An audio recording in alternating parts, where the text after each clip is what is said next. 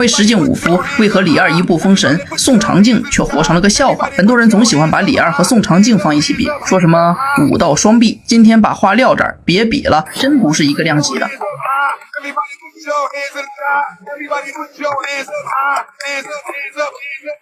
李二的石敬是人间烟火气里一拳一拳练出来的真神，宋长敬的石敬不过是王朝气运堆出来的花架子。咱们先看破镜，如果九敬实力打不服你们，那就破开他娘的九敬！石敬的感觉舒坦，比起吃儿子剩下的鸡腿，滋味是要强上一点。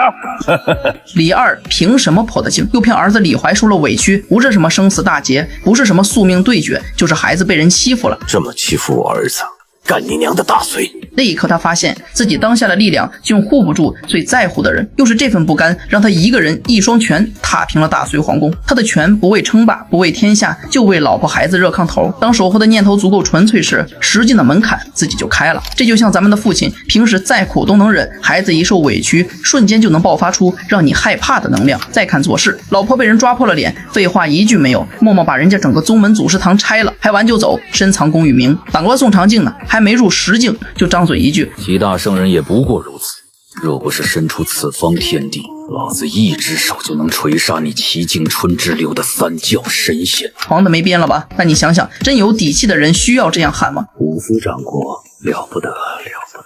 越是心虚，嗓门越大，他心里清楚自己有多少是真本事，多少是气运撑的，所以才拼命用嘴着补。然后呢，阿良路过随手一巴掌直接拍回现实。怎么，这就有收手了？听说你扬言要单手锤杀齐敬春。